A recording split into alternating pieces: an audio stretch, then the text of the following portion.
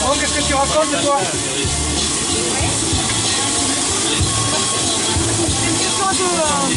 Je t'ai pas vu il y a 2 semaines. Jérusalem, qui vit aussi en bas des HLM, au milieu de tous ceux qui sont parmi de l'autre côté. Fini du sport colonialiste et notre de France.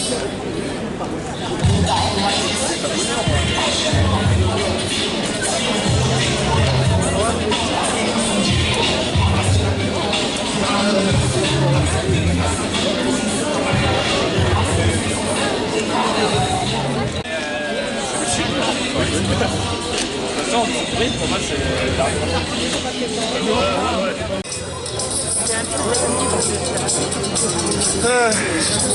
bon ben voilà, on aura fait un cours de piste.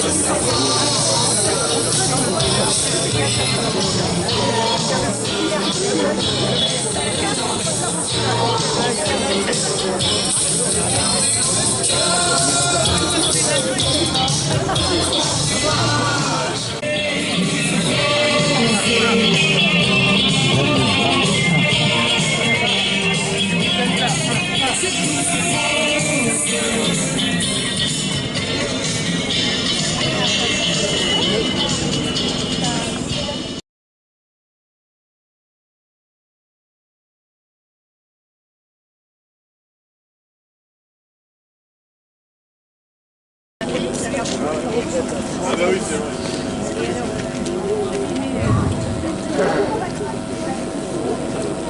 Si nous sommes rassemblés aujourd'hui, toutes et tous, c'est pour l'unité du peuple contre le racisme, pour stopper l'extrême droite et ses idées, contre les guerres et la paix, et pour la paix. Un petit rappel, la journée internationale pour l'élimination de la discrimination raciale est célébrée à l'initiative de l'ONU chaque année le 21 mars pour commémorer ce jour de 1960 où, à Sharpeville en Afrique du Sud, la police a ouvert le feu et tué 69 personnes et en blessant plus de 180 lors d'une manifestation pacifique contre la politique d'apartheid. Aujourd'hui, le temps n'est pas à commémorer, mais à se mobiliser, à refuser les discours et les pratiques racistes qui s'étendent sur tous les continents, mais aussi de plus en plus en France, et de défendre l'égalité des droits et la démocratie. Le racisme et les idées d'extrême droite ont toujours été à l'encontre des intérêts du monde du travail et des travailleuses et travailleurs. Indiscutablement, le racisme et les idées d'extrême droite servent les intérêts du capital et des plus riches. En exacerbant les haines et les divisions entre travailleuses et travailleurs, en tant de les diviser, ils cherchent à mieux régner et à engranger toujours plus de richesses. Nous ne concevons pas la société autrement que dans la fraternité qui est, je le rappelle, marquée sur les frontons des édifices publics aux côtés de la liberté et de l'égalité.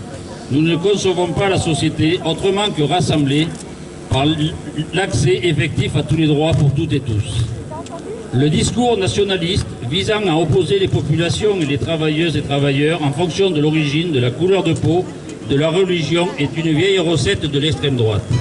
Les politiques du bouc émissaire, désignant les étrangères et étrangers comme responsables des difficultés et des angoisses, ont toujours accompagné les périodes de crise et la montée des fascismes. La porosité entre l'extrême droite et le sommet de l'État est manifeste. Il n'est plus question que de submersion migratoire, de remise en cause du droit du sol et de politique contre les travailleuses et travailleurs étrangers, avec ou sans papier. Face à ces représentations xénophobes et racistes, la CGT réaffirme que ce n'est pas l'immigration qui crée le dumping social, mais l'absence de droits. Les travailleuses et travailleurs font partie intégrante de la classe ouvrière de notre pays et elles et ils doivent bénéficier de l'égalité des droits. Les comportements racistes et xénophobes sont le quotidien pour tant de personnes aujourd'hui du fait de leur origine, de leur couleur de peau ou de leur religion. Les actes violents se multiplient, faisant vivre dans la peur, la souffrance, l'injustice d'un quotidien de discrimination. Le quotidien, ce sont aussi les discours de haine désinhibés, les propos mensongers des responsables politiques, et de médias contrôlés par des acteurs économiques disposant de moyens considérables qui stigmatisent des populations et des quartiers et manipulent les chiffres. La circulaire Retailleau s'inscrit pleinement dans cette approche, repoussant les personnes sans papier dans la clandestinité et la surexploitation dans l'emploi, imposant un durcissement des conditions de la régularisation de leurs droits au séjour et ouvrant des possibilités supplémentaires d'expulsion. Pour ces raisons, la CGT défend la délivrance de titres de séjour de plein droit sur la simple preuve de la relation de travail, la pérennité des titres de séjour et l'accès aux préfectures pour renouveler leurs titres. Nous sommes toutes et tous concernés, alors défendons nos droits de travailleuses et travailleurs et les libertés. Mais ne nous trompons pas, ces agressions contre les travailleuses et travailleurs étrangers d'aujourd'hui renforceront encore un peu plus les attaques de demain contre toutes et tous les salariés du pays.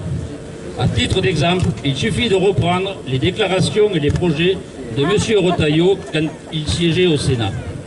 Non-inscription de l'IVG dans la Constitution, retour à la semaine de travail à 39 heures, recul à 65 ans pour le départ en retraite, opposition à toute hausse d'impôts pour les plus riches, réduction des effectifs dans les hôpitaux et dans toute la fonction publique. Le climat lourd de menaces contre les étrangères et étrangers est une porte d'entrée à la remise en cause de l'état de droit et menace toutes les libertés fondamentales de toutes et tous. Les discours de ministres, de dirigeants... C'est la petite pause. Les dirigeants du Rassemblement national alimentaient encore récemment la décomplexation de la violence des militantes et militants d'extrême droite contre des militants et militants à Paris et à Lyon, et les menaces contre les avocats et les juges.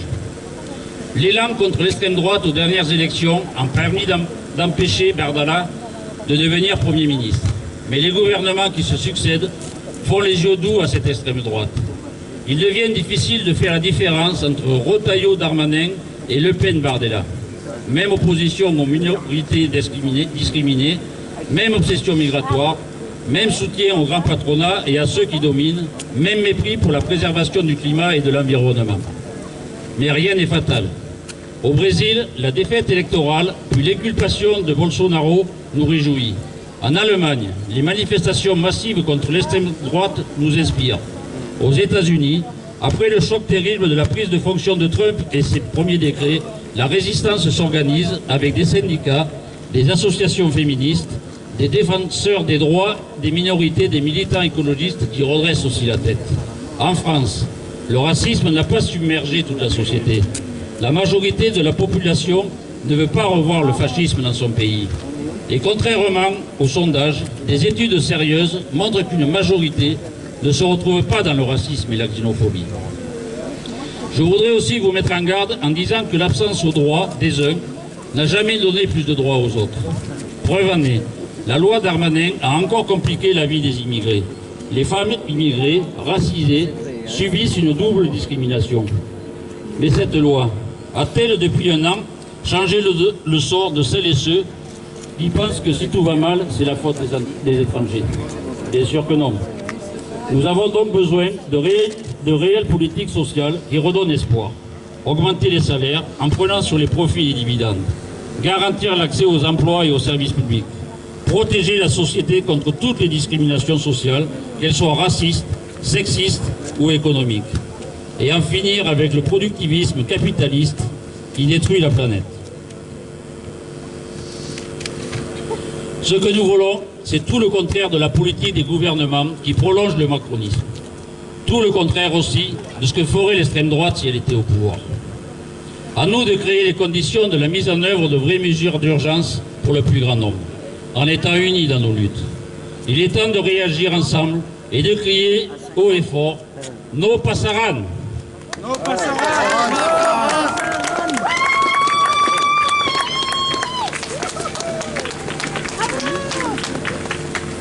Le micro est libre pour ceux qui veulent intervenir.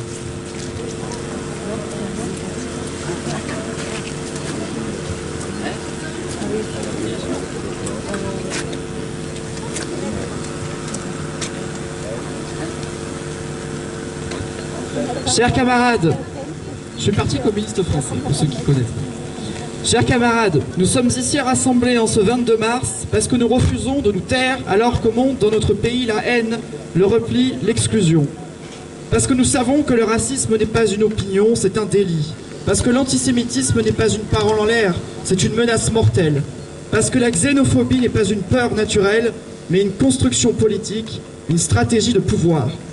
Depuis des mois, nous assistons à une dérive brutale du pouvoir, à une politique qui, loin de combattre les discriminations, les alimente, les banalise, les institutionnalise.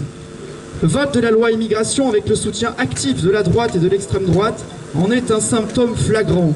Cette loi ne protège personne, elle ne sécurise rien, elle stigmatise, réprime, expulse. Elle bafoue les droits humains, elle rompt avec nos valeurs républicaines les plus fondamentales. Le gouvernement exclut et brutalise certains concitoyens pour satisfaire à un agenda raciste et xénophobe, bafoue la Convention internationale des droits de l'enfant, expulse à grand renfort de QTF, ici comme ailleurs, reprend la logorée dégoûtante de l'extrême droite, ces mots autrefois arborés comme des médailles par les sinistres Jean-Marie Le Pen et consorts. Dans ce contexte, les mots du Premier ministre « submersion migratoire » ne sont pas des dérapages. Ce sont des signaux envoyés à l'extrême droite, des ponts jetés vers les pires idéologies. C'est une manière de dire que les étrangers seraient de trop, qu'ils seraient la cause de nos maux. Mensonge, ce ne sont pas les immigrés qui ferment les services publics, ce ne sont pas les sans-papiers qui affament les hôpitaux ou détruisent l'école, ce sont les politiques d'austérité, ce sont les logiques de marché, de profit et de casse sociale. Et pourtant, dans cette période de crise, on jette la colère populaire sur les plus précaires, on désigne des boucs émissaires, on enferme les esprits dans la peur, diviser pour régner, voilà leur stratégie. Mais pour que cette stratégie de la haine fonctionne, il faut des relais. Et ces relais, l'extrême droite les a trouvés, non seulement dans certains partis traditionnels qui reprennent sans honte ces mots, ces idées, ces obsessions, mais aussi dans des médias devenus de véritables machines de guerres idéologiques. Je parle ici de la presse aux mains de Vincent Bolloré, ce milliardaire qui rachète, centralise, impose, étouffe le pluralisme.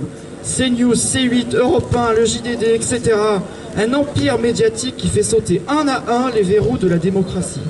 Des chaînes où l'on peut entendre jour après jour que l'immigration est un danger, que l'étranger est une menace, que l'islam est un problème. Des chaînes qui invitent à longueur de journée les porte-paroles du Rassemblement national, de Reconquête et tous les faux pseudo-intellectuels de la haine. Ce ne sont pas des médias, ce sont des instruments de propagande. Ce sont les haut-parleurs d'un fascisme en costume qui ne dit pas son nom, mais qui avance à visage découvert. Et pendant ce temps, les vraies voix populaires, les voix antiracistes, les syndicalistes, les enseignants, les soignants sont tenus à l'écart ou caricaturés. Camarades, la bataille contre l'extrême droite passe aussi par la reconquête de l'information, par la défense du service public, du journalisme libre, de l'esprit critique. Nous devons dénoncer cette emprise, refuser la normalisation des idées de haine, rappeler qu'un racisme bien habillé reste un racisme. Et que Bolloré, comme d'autres avant lui, joue avec le feu de l'histoire, celui qui brûle les peuples quand ils perdent leur mémoire.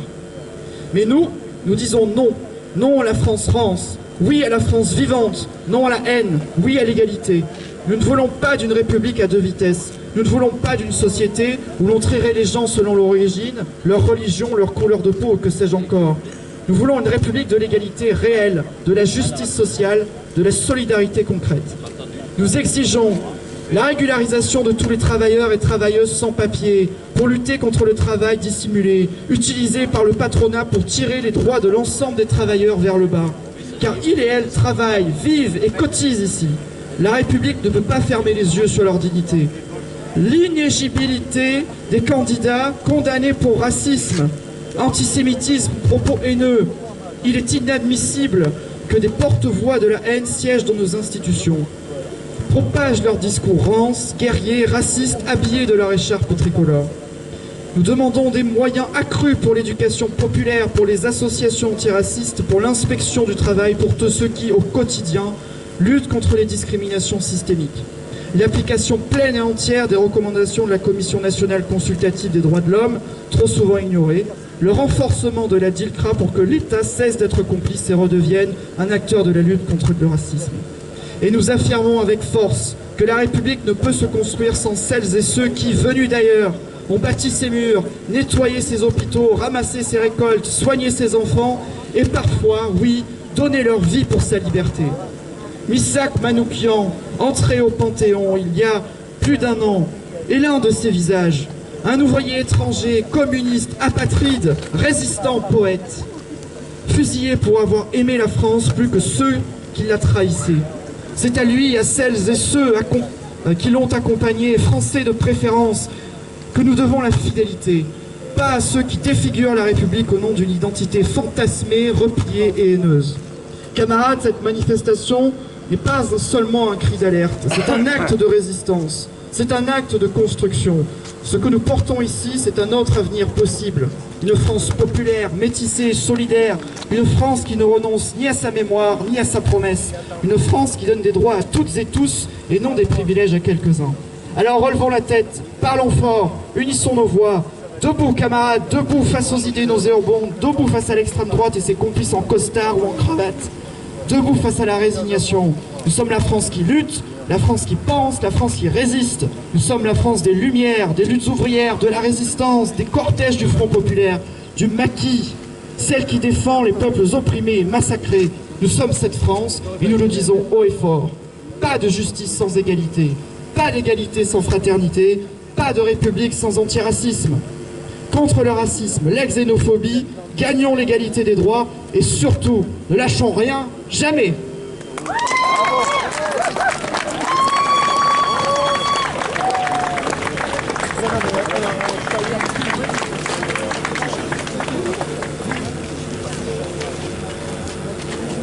Bonjour, donc je représente le mouvement de la paix de la Corrèze. Je vais être très bref. Le fascisme, c'est la guerre. La lutte contre le fascisme, c'est la lutte contre la guerre. Bravo. Claire, c'est ça. Vous dire bienvenue à tous à partir de 18h, salle La Treille, pour une table ronde sur le racisme, suivi d'un repas partagé et d'une soirée festive avec le Bottom Théâtre et une playlist du tonnerre. Voilà, salle La Treille, 18h tout à l'heure. Et juste un petit mot. Alors, je parle au nom des soulèvements de la Terre et de la France insoumise. Quand un Premier ministre parle de submersion migratoire, il s'agit d'une instrumentalisation idéologique totalement cynique de l'appareil d'État. Ils savent très bien qu'il n'y a pas de submersion migratoire. Juste, ils utilisent cette peur qu'ils ont fabriquée depuis plus de 30 ans à cette fin exclusive de maintenir la population blanche dans un état de sidération et de peur. L'islamophobie française se situe à la jonction entre l'activisme sioniste en France et l'extrême droite d'origine coloniale, aujourd'hui dominante dans les appareils idéologiques de l'État.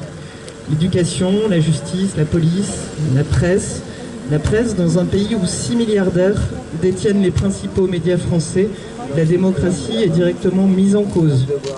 Le capitalisme français a toujours fonctionné sur les ruptures idéologiques de cette nature. Avant, les juifs étaient le monstre à anéantir, maintenant ce sont les musulmans. Et c'est la même méthode. Dans son livre « L'art de la paix », Bertrand Badi nous offre un éclairage intéressant. Selon lui, la question à se poser, c'est pourquoi ce modèle incarné par Musk ou Trump et d'autres en Europe qui prennent le chemin, basé sur l'identitarisme, le nationalisme, le souverainisme et l'illibéralisme, à finir par parler à un si grand nombre de gens jusqu'à leur faire accepter ses plus grandes contradictions, notamment en matière de migration, le capitalisme par principe n'étant pas hostile à la migration, puisqu'il lui offre une main-d'œuvre dont il espère tirer le maximum de profit. Et bien parce que ces gens ont en commun l'inquiétude, la peur et la souffrance traduites sous différentes formes. La politique est une affaire de rationalité, mais aussi d'émotion. Et une des clés aujourd'hui de ces émotions qui ont pris le dessus et qui explique ce succès de l'extrême droite, c'est la montée de la peur face à la mondialisation. Cette armée d'entrepreneurs politiques et médiatiques qui vous explique en boucle que tous les malheurs que vous vivez, que ce soit une agression dans la rue, le chômage, le mauvais fonctionnement des services publics, sont dus à la migration. Tout ça n'a rien de rationnel. Mais tout ça frappe à l'émotion. Et frappant à l'émotion, vient fédérer ce mélange de libertarianisme, c'est-à-dire une liberté pensée pour vous, et d'autoritarisme. Il faut bien comprendre que quand on a peur, on aime l'ordre et l'autorité. Et même on les adule. Et Trump offre à ses soutiens, ou disons plutôt à sa clientèle, ce qu'on pourrait appeler le ruissellement de l'ordre.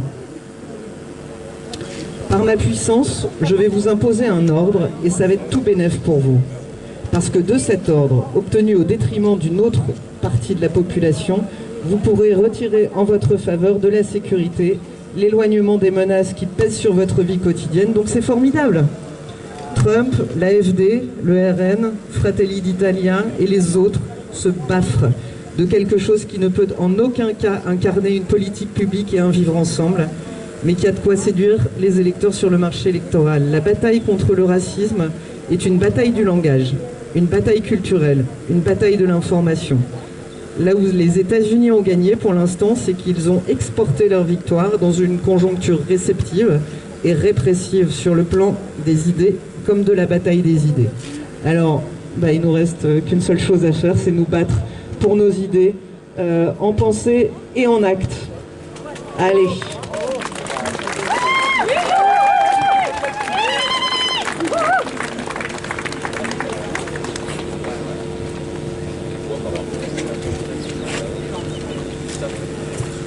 Bonjour, j'ai rien préparé, je suis de la CGT Spectacle, juste nous sommes les cibles de toute cette extrême droite. Je parle dans le passé des occupations de théâtre en 2020-2021.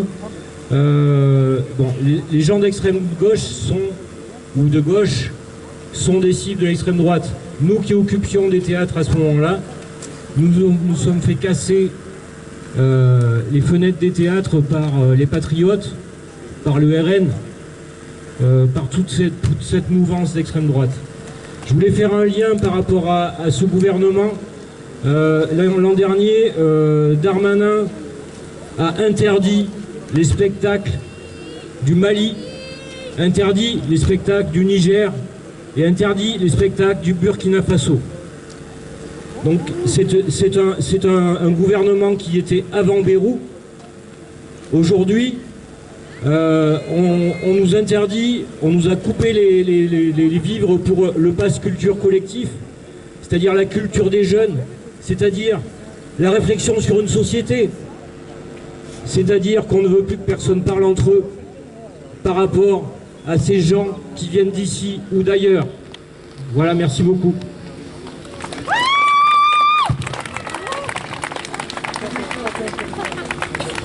Je vais parler de la condition des personnes transgenres, mais je tiens à rappeler que je suis évidemment solidaire de toutes les luttes contre les discriminations et en particulier solidaire en ce jour de toutes les personnes qui subissent le racisme. Eh bien bonjour, je m'appelle Lou, je suis une fille transgenre. J'ai déjà pris la parole avec gravité le 8 mars pour expliquer ce qui se passait pour les personnes trans, entre autres aux États-Unis en ce moment et la teneur gravissime de ces événements. Aujourd'hui j'ai envie d'être un peu plus légère et je vais donc me vautrer dans le rigolol. Alors, je vais vous parler du terrifiant lobby transgenre et LGBT dont on entend régulièrement parler dans les sphères médiatiques de la droite conservatrice et de l'extrême droite. Ces personnes nous ont bien percé à jour. Notre lobby, le lobby trans, est tellement efficace qu'on comptait jusqu'à peu une seule figure politique transgenre en France. Il s'agissait de Mariko, mairesse de Tilloy-les-Marchiennes, commune de 538 habitants. Il s'agissait, puisque depuis elle a démissionné sous la pression des menaces et du harcèlement. Je comprends bien sûr que les gens aient pris peur après une telle prise de guerre, la commune de Tilloy-les-Marchiennes. Le lobby transgenre est tellement puissant qu'on compte dans l'ensemble des chaînes de Radio France une journaliste transgenre. Le milieu de l'humour n'échappe malheureusement pas à cette ignoble submersion puisqu'on a déjà pu entendre quelquefois l'humoriste Lou Trottignon sur l'antenne de France Inter. Malheureusement, la culture française a également cédé, même si je ne peux vous citer aucun nom connu de personnes trans parmi les comédiens, comédiennes, chanteurs, chanteuses, et elles sont là, invisibles, tapis dans l'ombre. Maintenant qu'on a bien gaulerie, je peux vous redire que je m'appelle Lou, j'aime courir, je fais de la musique électronique, j'aime beaucoup jouer à Zelda, je peux manger des sushis par dizaines, j'adore boire des cafés avec mes amis et je me sens beaucoup mieux depuis que j'ai fait mon coming out. De par mon travail et mon engagement associatif auprès du planning familial et du centre Alice Guy, je côtoie régulièrement des enfants et des ados pour animer des ateliers de radio, de création sonore, ainsi que des interventions de prévention autour de la violence et du harcèlement sexiste et sexuel. Quand je rencontre un nouveau groupe, je leur dis que je m'appelle Lou et que je suis une femme trans. Les enfants me répondent « Ok ». Et ensuite, on passe à autre chose. Voilà, je vous ai fait le portrait de Lou, cette dangereuse femme trans qui devrait vous inspirer la crainte et la méfiance. À tous les conservateurs, tous les fascistes en herbe, j'ai envie de vous dire désolé, pas désolé d'exister, d'être qui je suis et d'être heureuse de qui je suis. Moi, je consacre beaucoup de mon temps bénévolement auprès des mineurs à essayer de les protéger des violences que leur font subir les adultes. Je côtoie des mineurs qui ont subi des agressions sexuelles, de la violence physique de la part de leurs parents et proches. Je côtoie des enfants en situation de handicap qui ne méritent que de la considération et de l'empathie. Je côtoie des adolescentes et adolescents en détresse émotionnelle et j'essaie de les aider à aller mieux en étant à leur écoute et en proposant des outils pour retrouver de l'estime pour elles et eux-mêmes. Toutes ces personnes qui nous attaquent au prétexte que nous sommes un danger pour leurs enfants seront les mêmes qui défendront l'Église dans les scandales pédocriminels. En France, on estime que 10% de la population a été victime d'inceste. Personne n'a à vivre ça et la question de la protection des mineurs devrait être centrale et mobiliser des moyens très conséquents de l'État. À la place, on interdit par exemple au planning familial de Corrèze d'intervenir au sein des établissements de l'éducation nationale. Mais quelque part, je comprends la droite conservatrice et l'extrême droite. C'est facile de s'en prendre aux personnes transgenres. On est une infime minorité de la population, on est invisibilisé et la plupart des gens ne sont pas informés sur la question. On est la cible idéale. Nous taper dessus laissera la plupart des gens indifférents, étant donné qu'une grande partie de la population semble avoir subi une ablation de l'empathie. C'est pratique de nous défoncer à longueur de journée dans les médias. C'est pratique, mais c'est lâche, c'est petit et c'est dégueulasse. Et je vais terminer cette prise de parole en vous appelant à être nos alliés. Et vous n'avez pas besoin d'être des experts et des expertes sur la question pour prendre position et nous défendre. On aspire juste à exister, à avoir des vies normales, comme tout le monde. Merci de m'avoir écouté.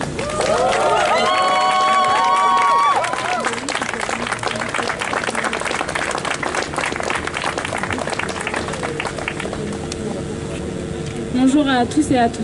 Je souhaite vous parler aujourd'hui en tant que personne multiprivilégiée dans un système raciste, transphobe, homophobe, lesbophobe, validiste, etc. En l'occurrence, particulièrement aujourd'hui, en tant que personne blanche dans un système raciste. Mon premier privilège en tant que personne blanche, c'est de pouvoir ignorer la réalité, les multiples réalités de ce qu'est le racisme. Nous nous réunissons aujourd'hui contre l'extrême droite et contre ce qu'on peut appeler le racisme idéologique. Ce racisme est une horreur que nous devons dénoncer et combattre de toutes nos forces, mais malheureusement, il n'est que la partie visible de l'iceberg. La partie immergée, c'est le racisme ordinaire, tout aussi dangereux mais beaucoup plus insidieux. Tout comme le patriarcat ne se résume pas à des monstres qui violent des femmes dans des ruelles sombres ou qui croient idéologiquement à la supériorité des hommes, le racisme ne se résume pas à des blancs qui croient qu'il existe des races et que la leur est la meilleure. Le racisme ordinaire, c'est tout un tas de micro-agressions quotidiennes envers les personnes racisées. Ce sont les soi-disant blagues dont l'effet comique repose sur des stéréotypes et préjugés. C'est demander à une personne d'où elle vient quand elle n'est pas blanche, comme si on ne pouvait pas être noir et être français et ou être né en France. C'est nier les vécus des personnes qui vivent du racisme. C'est demander à une personne si elle est sûre qu'on ne l'a pas rappelée pour un emploi, un appartement, un rôle, etc. du fait de sa couleur de peau, de son nom de famille. Cela revient à refuser de voir les couleurs, c'est-à-dire refuser de considérer que dans un système raciste, nos vécus et réalités sont différents du fait des discriminations vécues par les personnes racisées. Comme si ne pas nommer la réalité pouvait la faire disparaître. C'est l'immobilisme. C'est garder le silence quand on est témoin d'un propos ou comportement raciste pour se préserver des conséquences, notamment sociales, quand on nomme les choses plutôt que de se taire. C'est ne pas se positionner pour soi-disant rester neutre. Ne pas se positionner n'est jamais neutre. Ça participe et ça renforce le système raciste en place. C'est ne pas faire le job sur soi. C'est ne pas se questionner sur ses propres comportements, ses propres biais inconscients. Moi la première. C'est considérer que nos bonnes intentions nous préservent d'avoir des paroles et comportements problématiques et prévalent sur l'impact négatif que peuvent avoir nos paroles et nos actes. C'est avoir des réactions de rejet, minimisation, violence quand on nous fait part d'un comportement ou d'une parole qui a blessé ou agressé, plutôt que d'être réellement en écoute, empathie, réajustement. Mon intention ici n'est pas de culpabiliser qui que ce soit, mais plutôt de mettre en lumière ce qu'est le racisme ordinaire pour favoriser les prises de conscience. Et puis ça me fait toujours du bien à moi-même de me refaire la petite liste. Alors quoi faire concrètement ? Je suis assistante d'éducation dans un lycée et un élève m'a récemment demandé comment agir, quoi faire quand on est un homme cis hétéro pour soutenir la lutte contre le sexisme aux côtés des féministes. Quand on ne viole pas, qu'on ne pense pas que les hommes sont supérieurs, quand on ne fait rien de méchant et qu'on est pour l'égalité. Quoi faire depuis sa place à lui pour participer à la lutte pour l'égalité ? Si chaque rapport de domination produit des impacts spécifiques sur les personnes, les mécaniques systémiques qui génèrent ces rapports sont similaires. Je vous propose donc d'élargir cette question en la formulant de cette manière. Comment être allié ou complice d'une lutte quand on ne vit pas directement les impacts négatifs du rapport de domination ? Cela me permet en plus de me décaler et de parler en jeu, non pas en tant que personne qui vit des impacts négatifs de sexisme dans un système patriarcal, mais en tant que personne blanche privilégiée dans un système raciste. Voici quelques exemples de ce que j'essaye de mettre en place dans ma vie. C'est aussi une manière de me faire une petite to-do récap pour moi-même, je le redis, puisque je fais partie de ce système, et j'ai moi-même et je garderai toujours des angles morts. Première chose, je prends conscience de ma place dans le système, plutôt en essayant de ne pas faire reposer cette prise de conscience sur les personnes qui vivent et doivent déjà gérer l'impact négatif du racisme dans leur vie, sinon c'est double peine. Mais en me documentant, en lisant des livres, des rapports, en regardant les chiffres, en écoutant des podcasts, en allant aux tribunes organisées par le théâtre, par exemple, en participant à des ateliers de super assos qui existent sur le territoire, comme le Centre Acti par exemple, ou le planning familial, en allant à des événements, etc. Je me décentre en adoptant une posture d'écoute quand des personnes témoignent de leur réalité, en ne remettant pas en question leur récit, en acceptant qu'il existe des réalités qui ne sont pas la mienne.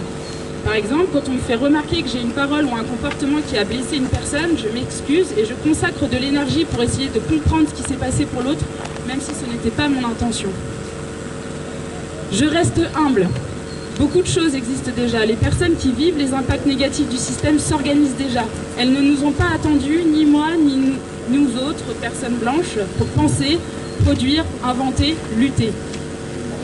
Aussi, j'essaye de me rappeler que je ne suis pas une sauveuse, puisque personne n'a besoin d'être sauvé, ni d'être libéré, ni de conseils non sollicités.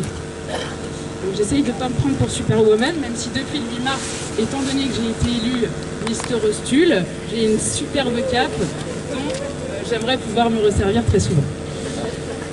Enfin, n'en faites pas, c'est bientôt fini, je pars de moi pour essayer d'agir sur le système. J'ai pris conscience que la seule personne sur qui je peux agir, c'est moi.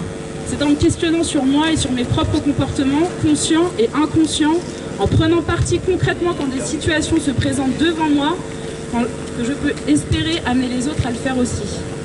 Car ne pas se positionner n'est pas neutre, comme je l'ai dit tout à l'heure. J'essaye de sensibiliser les personnes blanches autour de moi, de transmettre les choses que j'ai apprises. Tout cela est sans prétention, plutôt une manière de me rappeler que je suis moi-même en chemin et que je le resterai toute ma vie, et qu'être allié, c'est avant tout sortir de l'immobilisme et agir.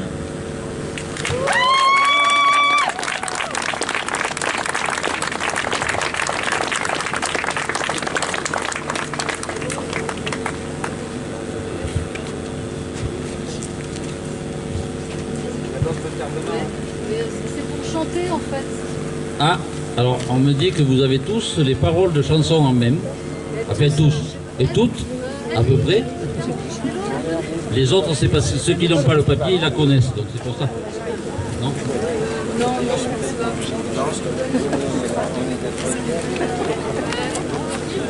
Ceux qui veulent, qui ont des petits papiers, qui veulent se joindre à nous, ou alors rapprochez-vous. On a distribué des papiers, on n'a pas pu en imprimer beaucoup. On pensait que ça suffirait pas, mais vu le nombre qu'on est, ça va peut-être suffire pour que tout le monde jette un œil sur la feuille de son voisin, sa voisine. Donc n'hésitez pas.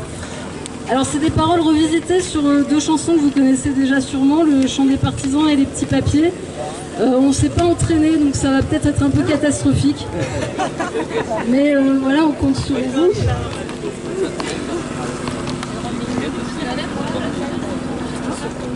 Tu vas ? Ouais.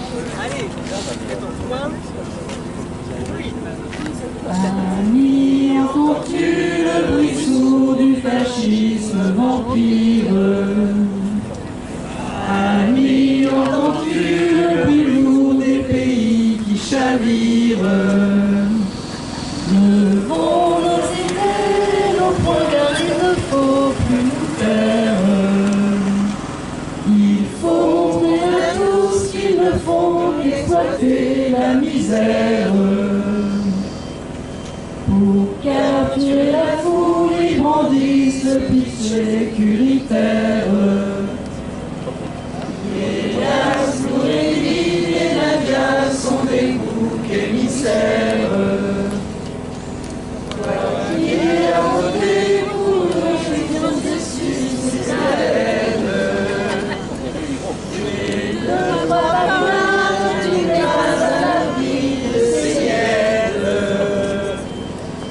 Marchons, compagnons, défendons l'humanité solidaire. Marchons, compagnons, défendons l'humanité solidaire. La la la la la la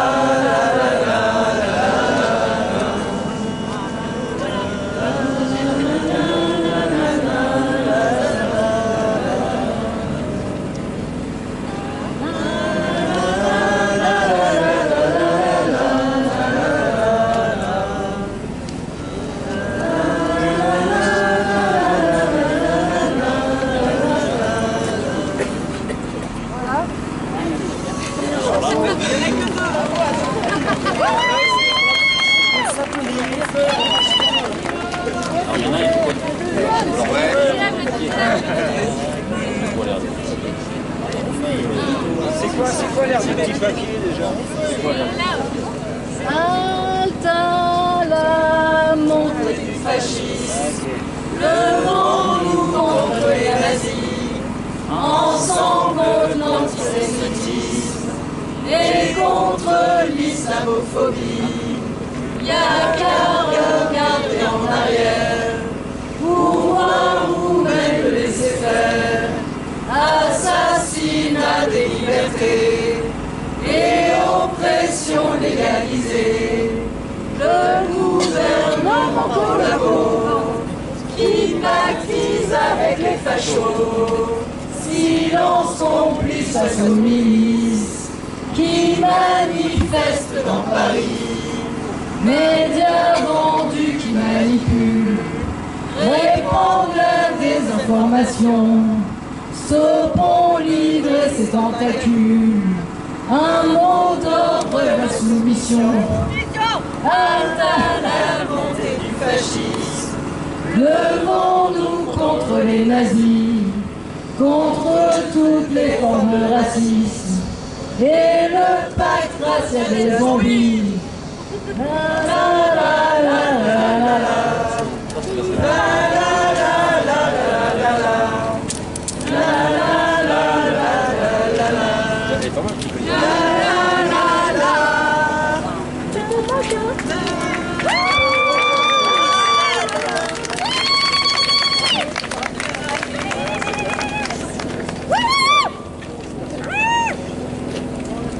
Bon, mais au nom de toutes les personnes qui subissent le racisme, toute forme de discrimination, eh bien, je tiens à vous remercier d'être là aujourd'hui et comme on l'a dit tout à l'heure, le combat n'est pas fini, il nous faut maintenant lutter de plus en plus et toujours en paix.